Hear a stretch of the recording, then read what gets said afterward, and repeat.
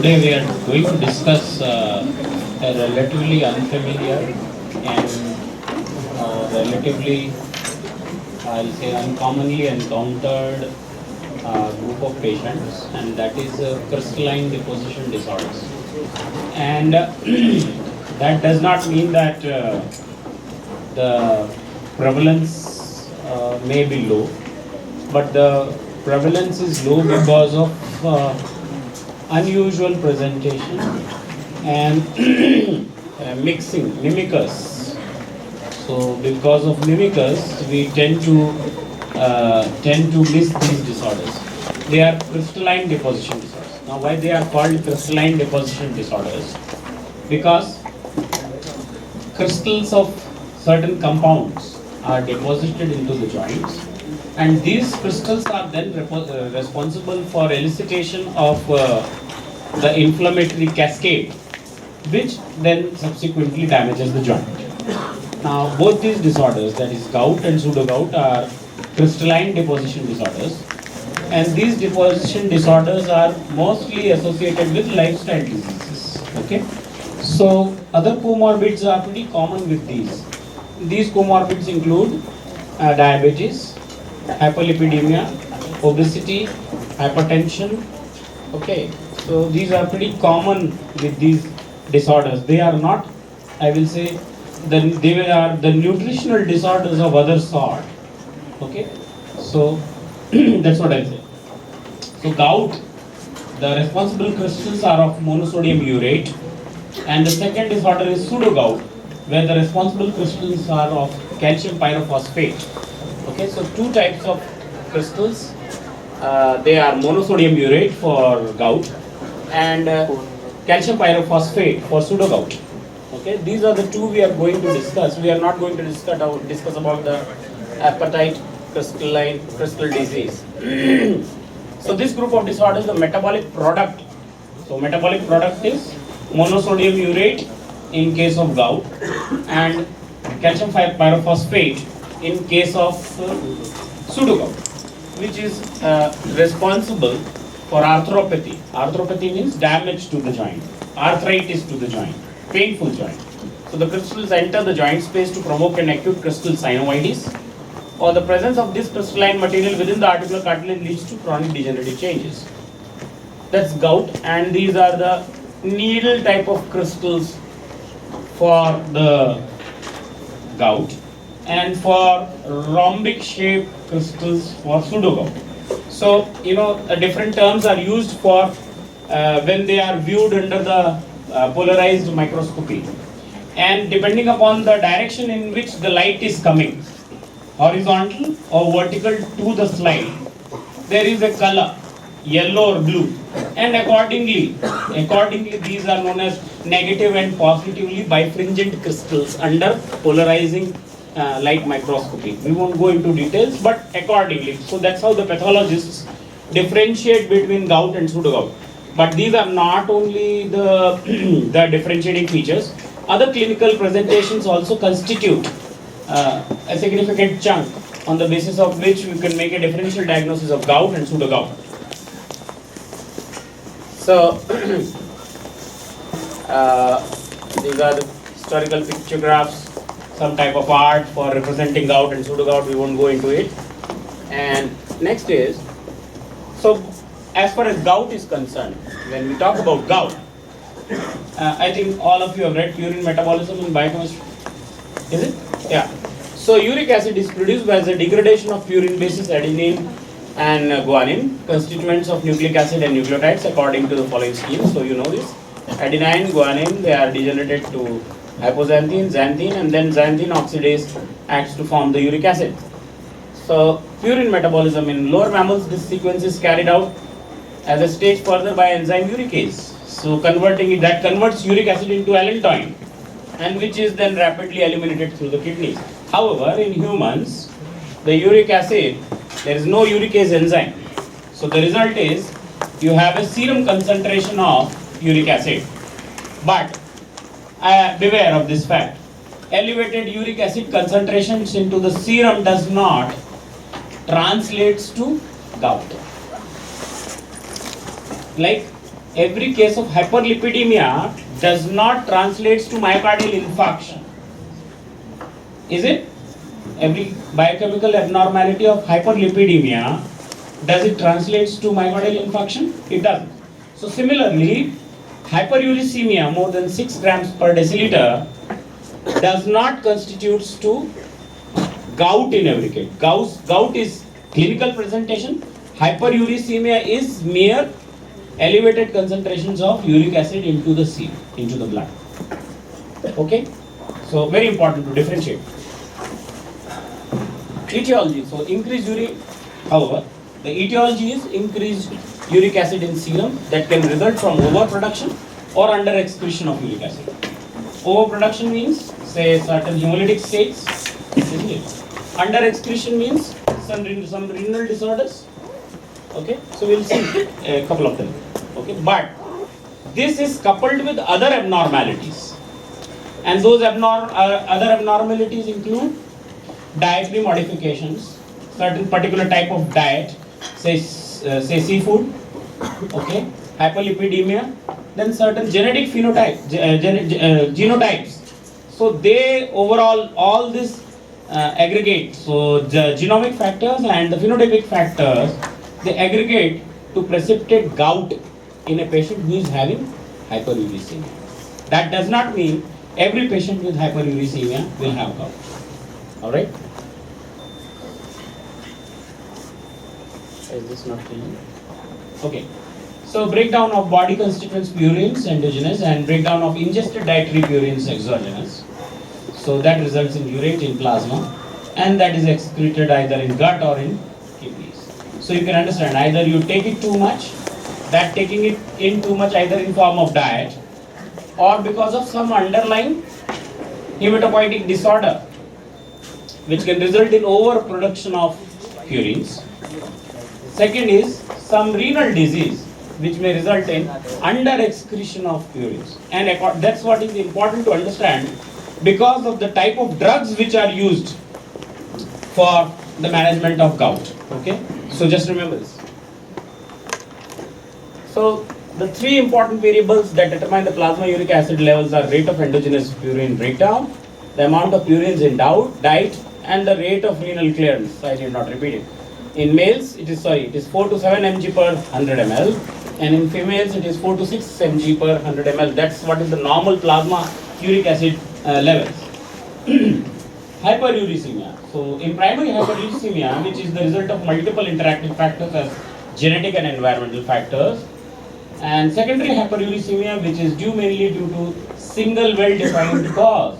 So that is increased turnover of purines such as myeloproliferative disorders, I said hematopoietic disorders, or neoplastic diseases. Okay, reduced renal urate excretion, low dose aspirin, chronic administration of thiazide diuretics, cyclosporine, and acidosis. Many other disorders also may come, but by and large you remember that either it is overproduction because of certain myeloproliferative or hematopoietic disorders, or it is because of under excretion.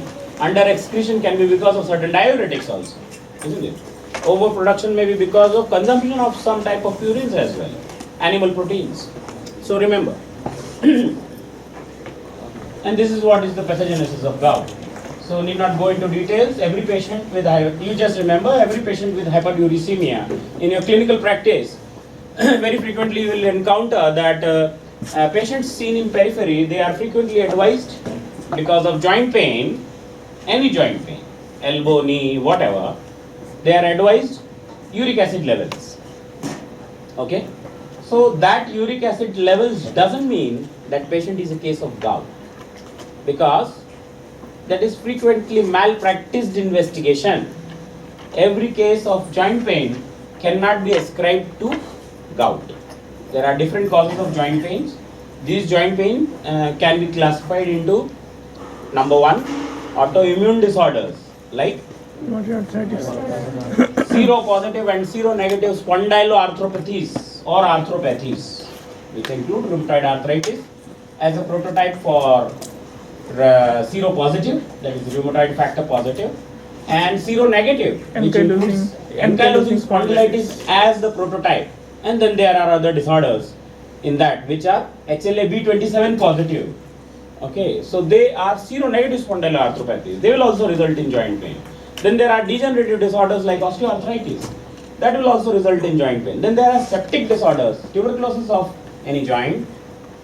Then pyogenic joint infections, low-grade joint infections. They are also responsible for joint pains. And then you have crystal deposition disorders.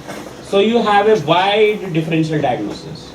Now this differential diagnosis is based upon the clinical examination and supported by biochemical investigations, not the other way around. Clinical examination, for example, you'll have to remember, you'll have to memorize it. For example, American Rheumatology Association criteria for rheumatoid arthritis. So you diagnose it on the basis of, say, symmetrical joint affections, small joints of hand and feet involved, morning stiffness lasting more than 1 hour, okay, coupled with cyclic citrulinated peptide or rheumatoid factor as investigation. It may or may not be, but the primary diagnostic criteria are clinical. So you label it as rheumatoid arthritis. And age and the gender and many other things also follow up. Similarly, for ankylosing spondylitis, a young male positive for HLA-B27, primarily sacroiliitis and affecting other joints. So sacroiliac joint pain coupled with other joint pains, that is a prototype or a type of, say, seronegative spondyloarthropathy, ankylosing spondylitis, or a patient who is having dandruff, plaques on the extensor surfaces of elbows, and psoriatic arthropathy. Correct? Okay? Similarly, for crystalline deposition disorders also we'll see what are the clinical features, but this is the basic pathology. So monosodium urate crystals can cause acute or chronic inflammation by stimulation of chemotactic factors. I need not repeat them. IL-1B, IL-1 interleukins, TNF, and all those factors, they are attracted by these. So what happens is, you have hyperuricemia. That hyperuricemia results in formation of monosodium urate crystals. Those crystals are deposited into the synovium, ingested by the cells, and subsequently macrophages ingest them and release the chemotactic factors which are responsible for destruction of the joint surface.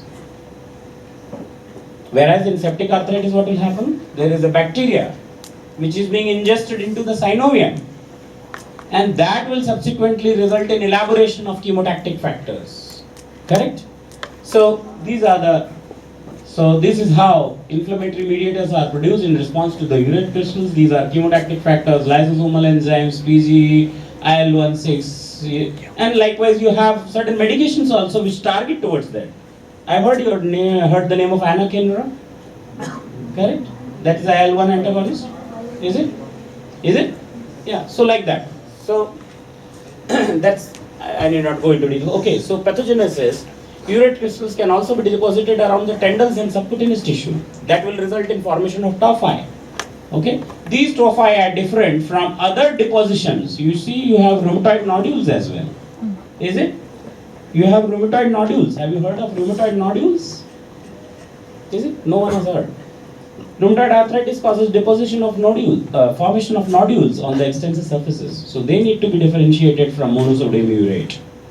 Okay, so tophi. Alright. Then, gout can take several forms. As I said, 4 different types are there. Number 1 is asymptomatic hyperuricemia. As I said, every hyperlipidemia doesn't result in myocardial infarction. Every asymptomatic hyperuricemia doesn't result in gout. Okay? Clear? Clear? Second is acute gout, in which the patient is apparently normal. He is having predisposing factors of asymptomatic hyperuricemia, and this is coupled with other factors, okay, which results in deposition of crystals into the joint, and which is heralded by an acute pain. That pain and swelling of the joint is visible in form of a red joint, red angry looking joint, which is many a times confused with septic arthritis. So the joint will be red, hot, swollen, okay? And since the most common joint which is affected is first MTP, metatarsopharyngeal joint. First metatarsopharyngeal. You see your big toe? That big toe is having metatarsopharyngeal joint. So that is what is the most commonly affected joint with gout. That is known as podagra, okay? I think all of you must have read this name. So that is what is gout. Okay. So the most common joint, that doesn't mean other joints cannot be affected. We'll see what other joints can be affected. But that is the most commonly affected joint. Okay, so acute arthritis of gout is most commonly early clinical presentation, and the metatarsalphalangeal joint of the first toe is involved most often in 75% of the cases. The ankle, tarsal joint and the knee are also commonly involved. The wrist and finger joint is less often involved. So that is what is acute arthritis, acute gout. So we had asymptomatic hyperuricemia, that is one. Second is acute gout. Acute gout means there is an acute episode of pain, clinical presentation of acute pain, acute flare-up. Suddenly at 2 o'clock in night, patient woke up with a severe pain into the first metatarsophalangeal joint. The joint is red, hot and swollen. That may be associated with fever and other constitutional features. Alright? Alright? Okay. So that is what is acute gout. The next is intercritical gout. Intercritical gout. That means between two acute gout episodes, there is a silent period. That is what is known as intercritical gout. Clear? Okay? And then the last is gouty arthritis. So in the initial stages of acute gout, you are having synovitis of the joint. Patient is acutely painful. However, the joint articular cartilage is maintained. The joint is not destroyed. But when the arthritic, when the surface of the joint, articular cartilage of the joint, what is articular cartilage? When you see a joint, when you see the X-ray of the knee, you see a clear space between the femur and tibia. That clear space is not air. That is cartilage, which is radiolucent. That's why it is appearing as a clear space. If you open that joint, that will appear as white crystalline surface. Okay. All right. So, so the affected joint is usually warm, red, tender, dry, contrasting with the moist skin over the acute rheumatic fever. An acute attack may be triggered by specific events such as trauma, drugs, alcohol, swings in uric acid levels, surgical stress and acute medical illnesses. So that's why there may be a lot of confusion that it is traumatic in nature, whether it is traumatic injury, whether it is infection, whether it is gout, whether it is rheumatoid arthritis, whether it is ankylosing spondylitis, what is it actually? Alright. So these are the common sites of acute flares. So there is elbow, then you have fingers, wrist, knee, ankle, but by and large, most common is first metatarsophalangeal joint. This is classical. I don't think you need to go into details of classical and atypical gout. For me, it will be enough if you can do a differential diagnosis of an arthropathy. That's all. So no need to go into details. That's how the knee, the first metatarsophalangeal joint will appear. Red, hot and swollen in acute gout. That's how the ankle and the red. You see the red? First metatarsophalangeal joints. You see the ankle swelling. So that is gout. Whether it is gout or not gout, that will again, I am telling you, I will again reiterate, that will depend upon all the factors you will have to take into account. That is, if the you will have to go on disposing of or do a differential diagnosis one by one. Say 30-year-old female having pain in small joints of hand and feet, bilaterally symmetrical in nature over a period of 3 months. That pain is not very severe, however, there is associated with morning stiffness. And then subsequently you do a synovial fluid aspirate or you do a blood investigation and you find that cyclic citrullineated peptide or RA factor is elevated. So that means it's a case of rheumatoid arthritis. However, if a patient who is having the first metatarsophalangeal joint being acutely painful and swollen, okay, patient is in his 60s, alright, morbidly obese or obese, associated diabetes, hypertension, lifestyle diseases, more of a consumer of animal proteins, seacoast, seacoast areas, these hyperuricemia is more common, okay. Then in that case, you need to look upon that whether that joint is affected, what does the synovial aspirate shows, okay, and then subsequently you will have to work upon in the field of gout.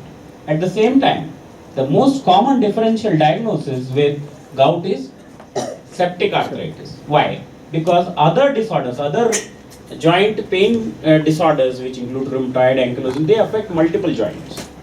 But as far as the gout, pseudo gout and septic arthritis and tubercular arthritis is concerned, they affect one joint. Okay, monoarthropathy. Okay, monoarthropathy most of the times. So you'll have to keep those as differential diagnosis. Intercritical, I think we have discussed. Chronic gouty arthritis, I think we have discussed. So there are 4 types of different stages in gout. Number 1 is asymptomatic hyperuricemia. That is not a case of gout. That is only a metabolic abnormality. Patient is having asymptomatic hyperuricemia.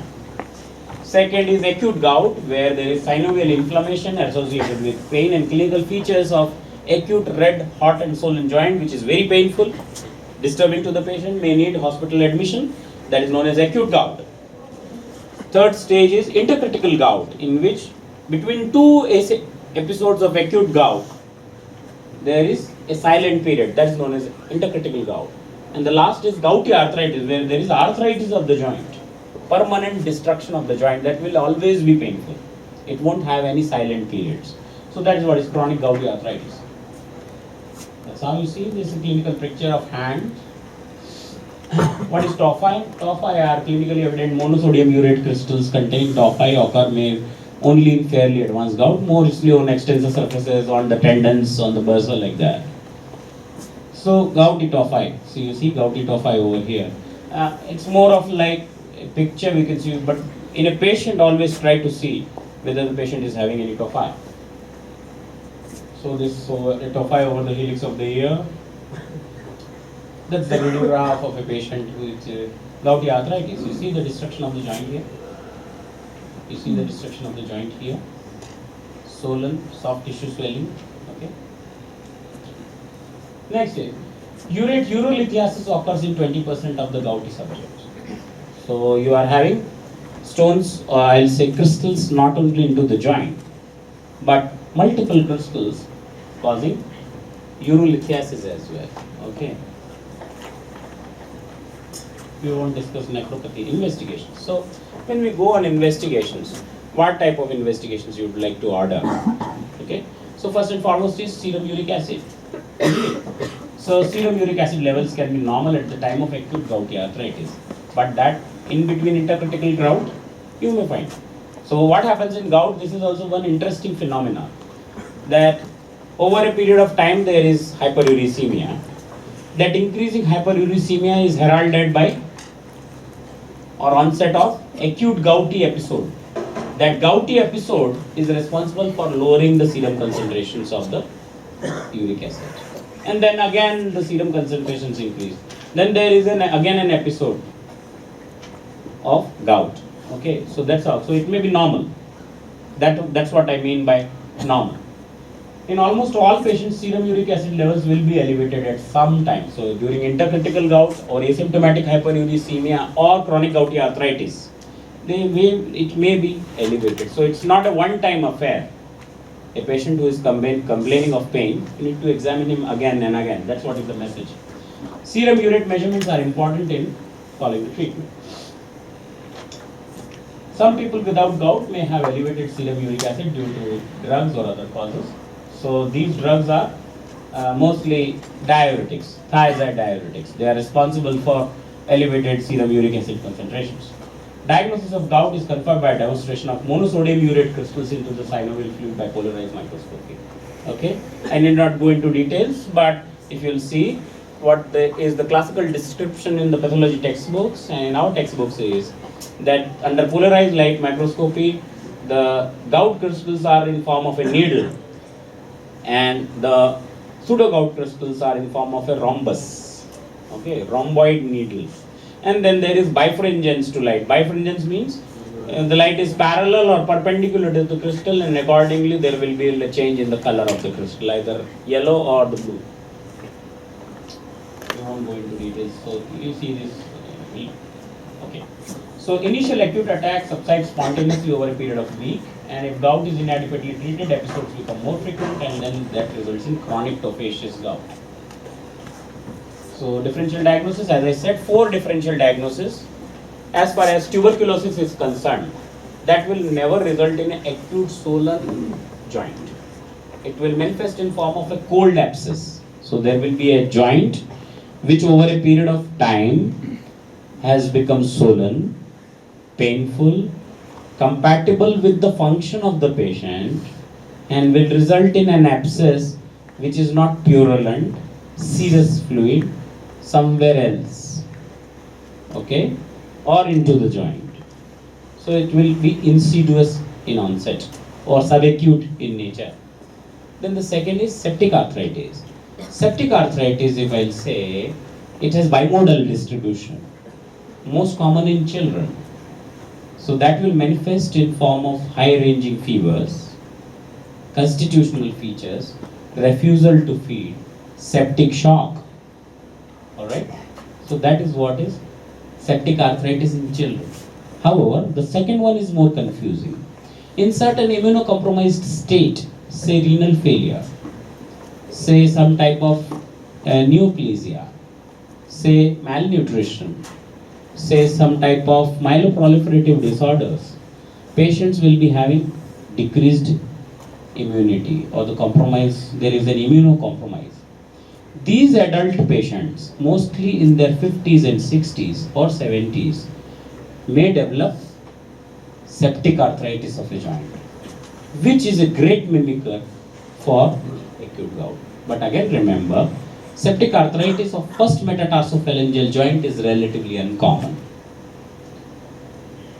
However, gouty arthritis is most common 90% of the times in first metatarsophalangeal joint. Then, most of the times, septic arthritis will affect one joint. In chronic gout, not only first metatarsophalangeal joint, but other joints also will be affected. Okay?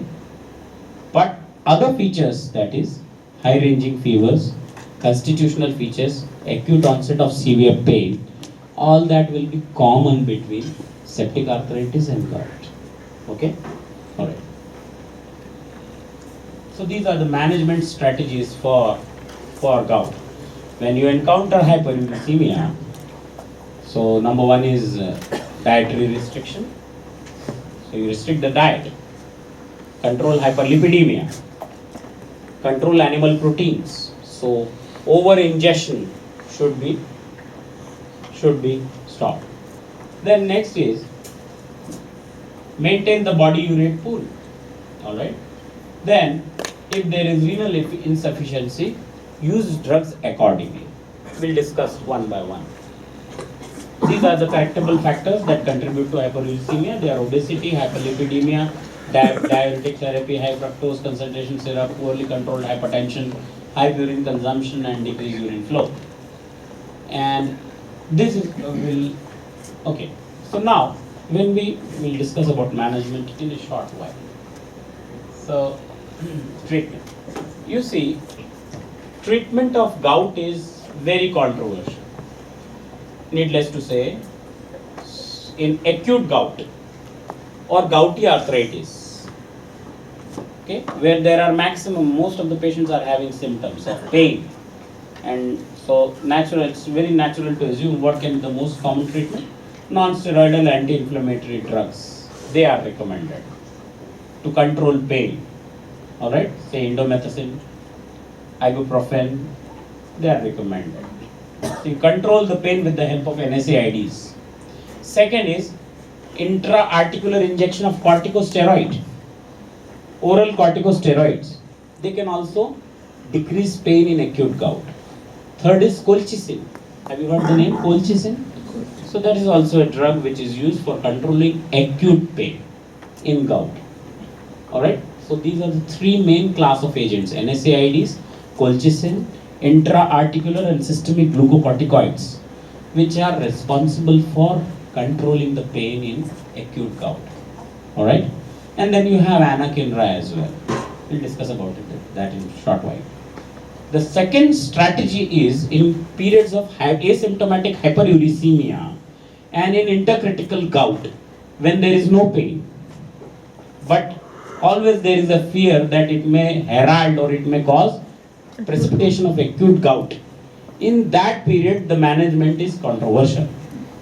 So you have European League Against Rheumatism, which says something else. Then American physicians, they say something else.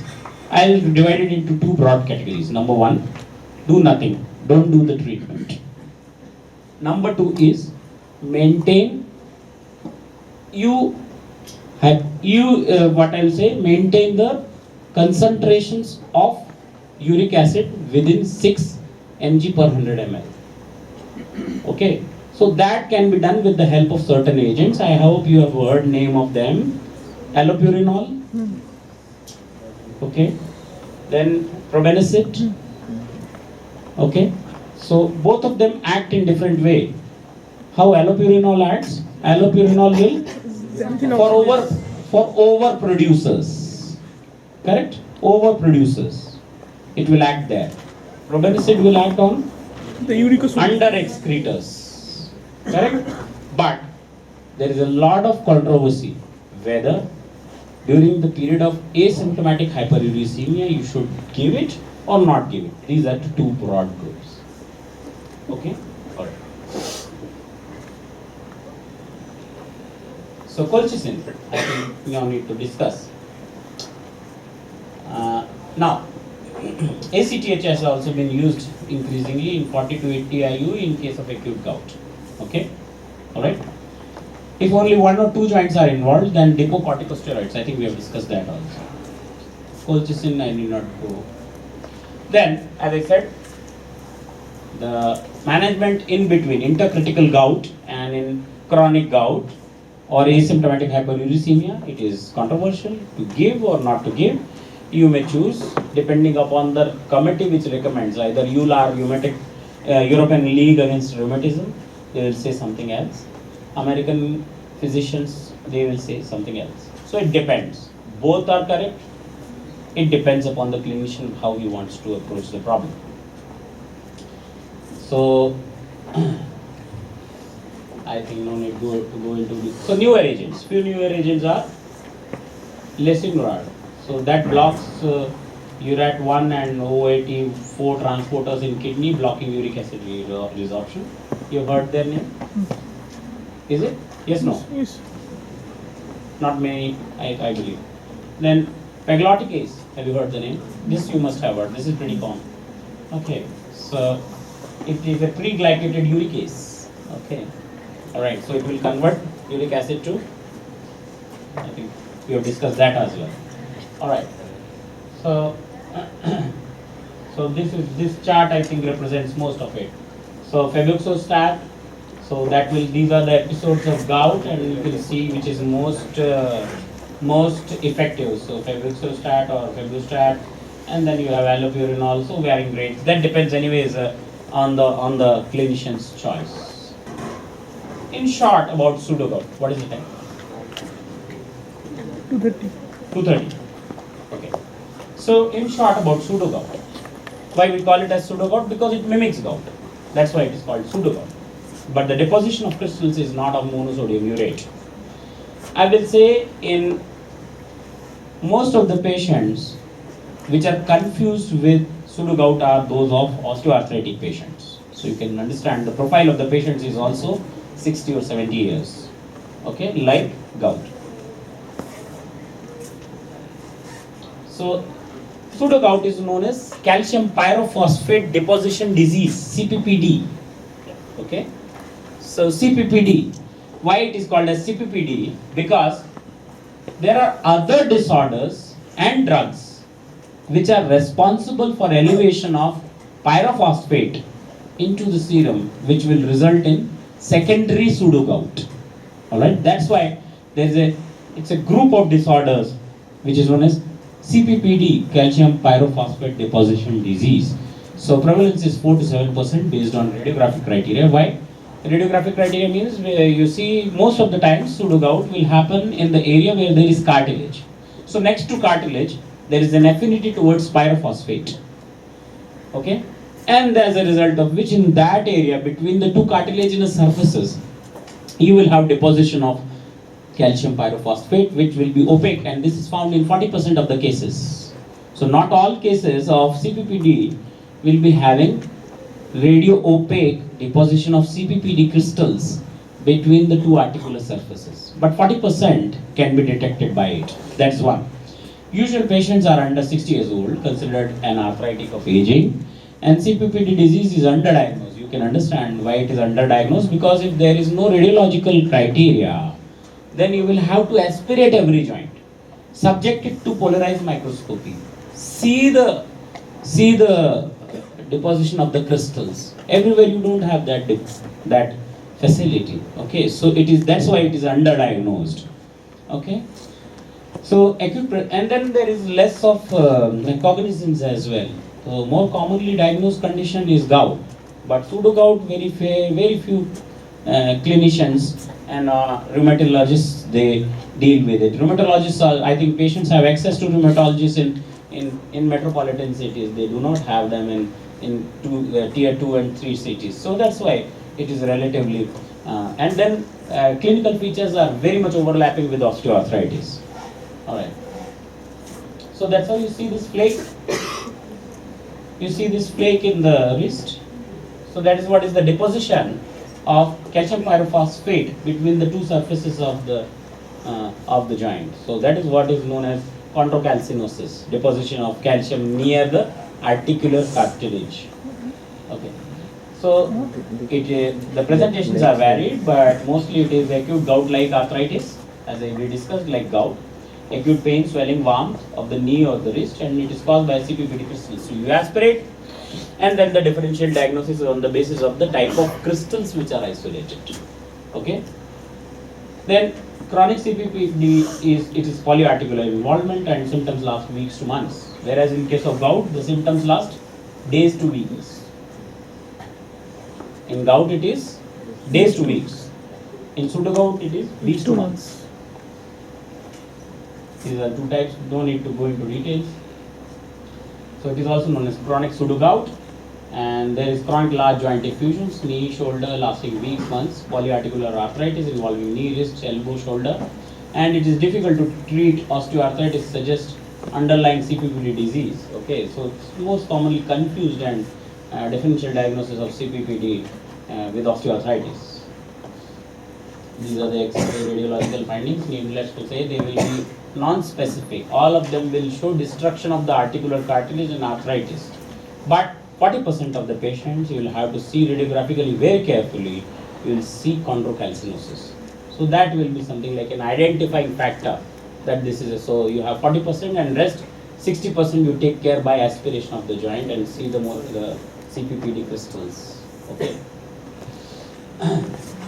Then these are the associated disorders that are responsible for, that's why I said it is CPPD disease. So there is a conglomeration of different disorders. So hemochromatosis, hyperparathyroidism, hypomagnesemia, hypophosphatemia, phosphatasia, and chronic kidney disease stage 4, they are responsible for CPPD. These are the risk factors: age, primary joint trauma, meniscectomy. No need to go into details, loop diuretics, leave. So I believe, and these are the factors not associated with CPPD: rheumatoid arthritis, thyroid, diabetes. However, they are associated with gout. Okay. All right. So we won't go into details of this. How we do. This will be too much for you. Treatment. Treatment is oral NSAIDs. Okay, with gastroprotection. Colchicine, same as that of gout. The management principles which you use for gout, the same are for pseudogout as well. So oral NSAIDs with gastroprotection.